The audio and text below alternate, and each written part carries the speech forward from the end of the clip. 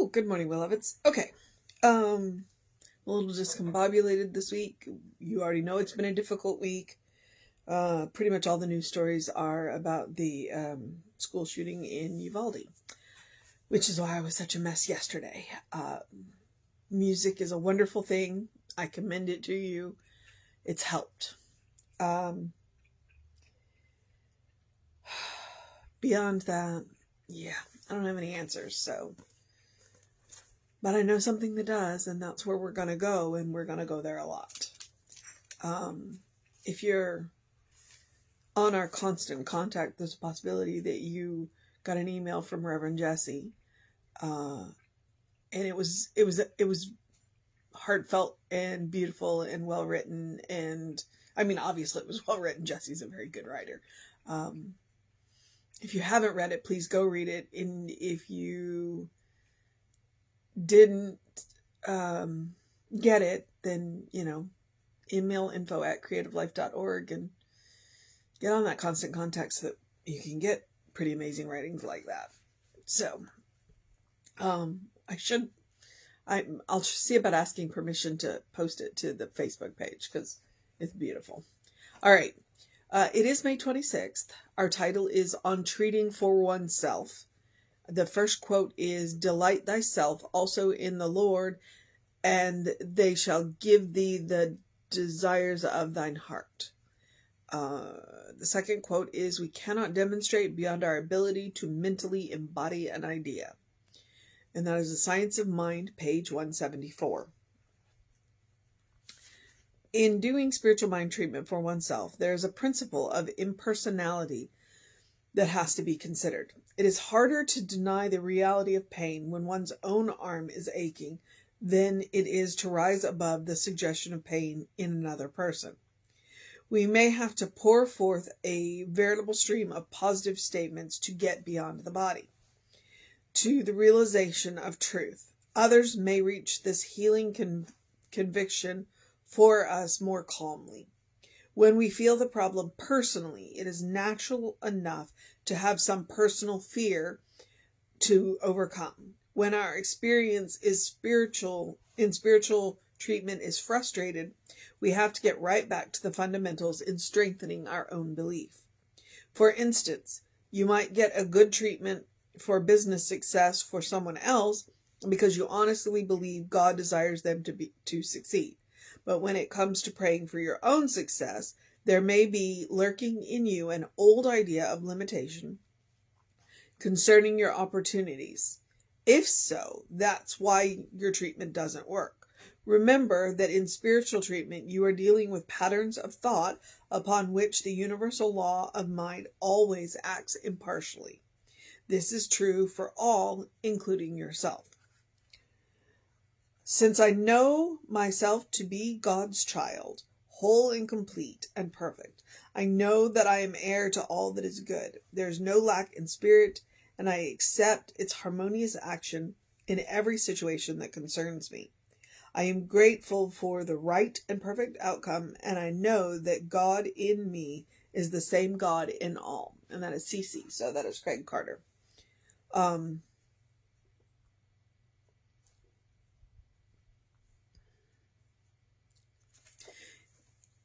So that old idea, that limiting belief, I can give you a pretty personal example for myself. I spent 2 years on Lexapro. I spent 2 years on an antidepressant. And for a variety of reasons, up to and including the side effects that I was dealing with and my insurance company. It was 90% my insurance company. After being 2 years on being on Lexapro, my insurance company decided they didn't want to pay for it. And I was like, okay. I was in a good place, and I had changed jobs. I had started exercising. I was sleeping better. I was eating better. I had started taking some supplements that are very supportive for mood support. And I was like, okay, let's try this again. Because I had already tried and failed to get off once. And when my insurance company was like, and I was like, okay, fine. I don't want to switch to whatever drug they want me to try. I want to see if I've gotten my hormones balanced and I can do this. And I did. And it went very well. And then about 9 months in, I hit a really ugly bump. And it was bad. And I fell off the wagon. I wasn't sleeping. I wasn't eating that well. I wasn't exercising.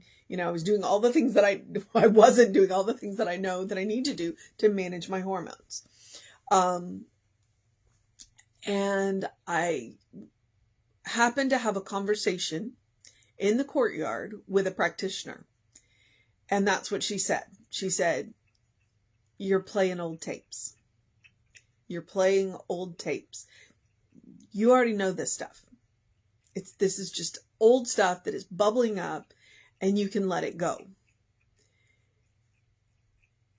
And an hour later, I felt better. And within a week, I was back on track. I was back to taking my vitamins. I was eating better. I was back to exercising. I was back to sleeping better. I was back to doing all of the things that I know that I have to do to manage my mood. Now, that being said, I don't ever want to talk somebody into getting off of a prescription mood med that they need. I was one of those people who needed a short-term hormone fix, and as long as I do my job, do my maintenance, I don't need that. But I fully advocate anybody getting on it. But what she said was old tapes, limiting beliefs. And I needed somebody else to point it out to me. And that is the power of having somebody else treat for you when you are stuck. Okay?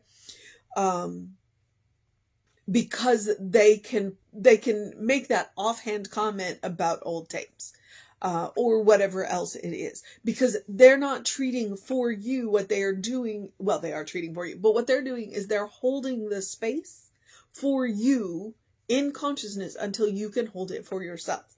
So, because you've got to work on that belief until you get that belief out, that old limiting belief out, then it's going to keep getting in your way.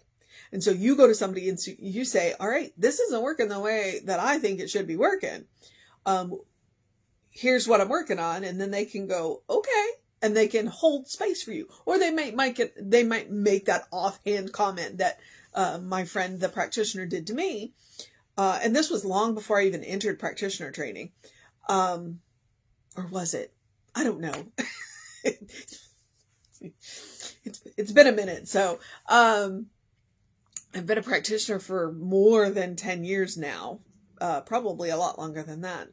I just don't remember when I became a practitioner. So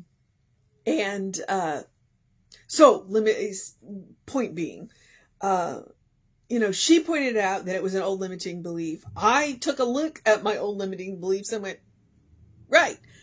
And was able to get myself back on track. Okay. I was able to go back to doing all the things that I need to do to manage my conditions. And was good. Now, here's the thing. Had I not been able to do that, I was perfectly willing to go back on the meds. And even with the side effects, because my quality of life is far more important than, that. So when you are struggling to treat for yourself, then you go to somebody else and you say, hey, treat for me. And then you work on treating your, whatever it is that is getting in your own way. You don't have to treat for whatever it is that you want. What you're treating is you're treating your lack of belief that you deserve it. Okay. You are treating, most of the time, for most of it, it's a worthiness issue. As he said, it's easy to treat for a friend because you love your friend. You absolutely firmly believe that God wants them to be happy and have whatever they desire. And why can't you have the same belief about yourself? So that's what you're going to start treating. And it may not be a worthiness issue. It could be anything else, including logic says that this is not possible. Well, the good news is spirit doesn't always work in logic. Most of the time it does, but every now and again. That's the power of spirit. Okay, so that is on treating for oneself. So let's see if I missed anything. Delight thyself also in the Lord, and the Lord shall give thee the desires of thine heart. Psalm 37:4. Get to know God. Get to know God. That's what it seems to me to be saying. And we cannot demonstrate beyond our ability to mentally embody the idea. The Science of Mind 174, that's where the idea of a mental equivalent comes from. How big is your mental equivalent? How big is your cup of acceptance? What are you willing to accept? What are you willing to say that you are worthy of? And then start there. In doing spiritual mind treatment for oneself, there's a principle of impersonality that has to be considered. It's harder to deny the reality of pain when one's own arm is aching than it is to rise above the suggestion of pain in another person. Which is why I struggled yesterday. Okay? Everybody was in pain yesterday. And and I had to acknowledge that. And I had to acknowledge the pain within myself. So, we may have to pour forth a veritable stream of positive statements to get beyond the body, to the realization of the truth. Others may reach this healing conviction for us more calmly, because they're not being distracted by the pain. And that's the truth. They're not being distracted by the pain. When we are distracted by the pain, it takes a little bit more work. When we feel the problems personally, it is natural enough to have some personal fear to overcome. It is natural. It is normal. Okay? It is. Everybody has it. When our experience in spiritual treatment is frustrated, we have to get right back to the fundamentals in strengthening our own belief. In our relationship with ourselves and our relationship with God, in what we actually believe about God and what we actually believe about ourselves. For instance, you might give a good treatment for business success for someone else because you honestly believe God desires them to succeed. But when it comes to praying for your own success, there may be lurking in you an old idea of limitation concerning your opportunities. If so, that's why your treatment doesn't work. That's kind of harsh, but true. Remember that in spiritual treatment, you are dealing with patterns of thought, upon which the universal law of mind always acts impartially.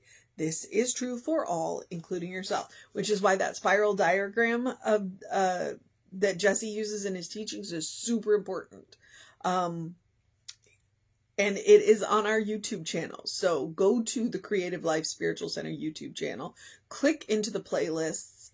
And I think we put them in, I think there's a playlist for Jesse's interviews and things like that. And I think that's where that one is. Otherwise, just click into our channel and search for spiral diagram because it's in the title. Okay, so let's get Craig Carter's treatment out of the way. Since I know myself to be God's child, whole, complete, and perfect, I know that I am heir to all that is good. There is no lack in spirit. I accept its harmonious actions in every situation that concerns me. I am grateful for the right and perfect outcome, and I know that God in me is the same God in all. That is a pretty powerful treatment, which is why he wrote it. So, okay, that is Beyond Appearances, May 26th. I am going to... Oh, what was the mission for today? You know?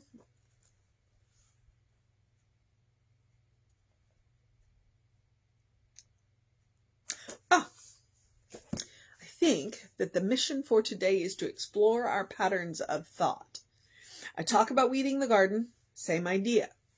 If you are working on something new, then anytime you think about it, maybe note down all of the things that occur to you in your mind. You know, just make a quick sketch of when you think about whatever it is that you want, what do you hear in your head? And write down the positive and the negatives. Okay. And then that way you can get an idea of, you got more positives or negative? Do you have more positives? Do you have more negatives? What is the trend of your thought? What is the pattern of your thought?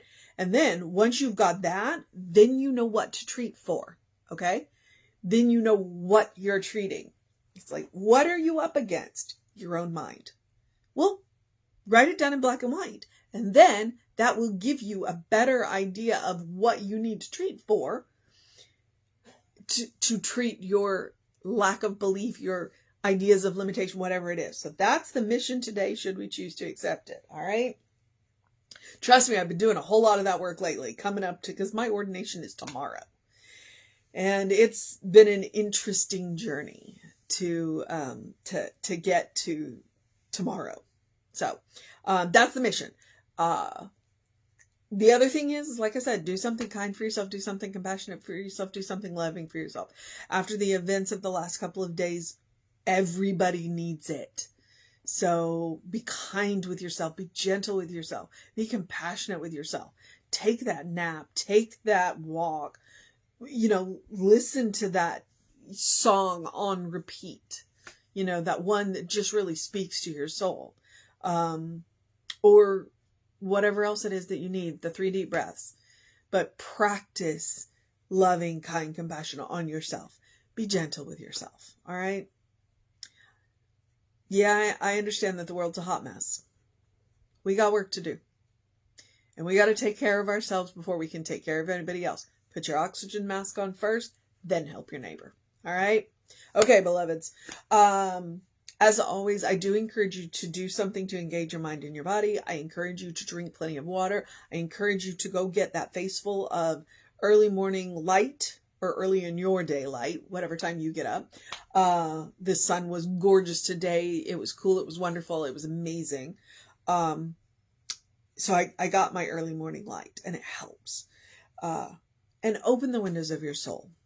Allow the breath of heaven to remind you that heaven is a state of mind. It is a state of consciousness. And it is up to us to bring that forth in the world. All right. I know I have to change it just a little bit for right now because, as I said, world's kind of a hot mess right now. And what is ours to do? Work on ourselves. And then support the people around us. All right, beloveds. There's a lot going on. More importantly, if you need us, email info@creativelife.org. That will get you on the constant contact. Down at the bottom of the constant contact, I believe, is a list of practitioners.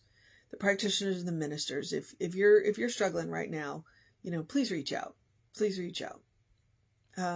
We have them available for free on Sundays right after the service, online and in the room. But the practitioners are almost there. All of them are available. So if you need them, reach out. And most of us, when you reach out to us outside of the Sundays, we're pretty reasonably priced. So, because we understand. We understand. All right, beloveds. I said that there was a lot going on. If you need, catch us on the social medias. We are Creative Life Spiritual Center, Creative Life Spark. I am the running Rev Ryan on the social medias that I am on. And, yeah. I'm still having trouble with it. I'm going to tell you to have a good day, or simply have a day, because you are enough just as you are. You are a beloved child of God in whom God is well pleased and well represented. Please remember who you are. All right?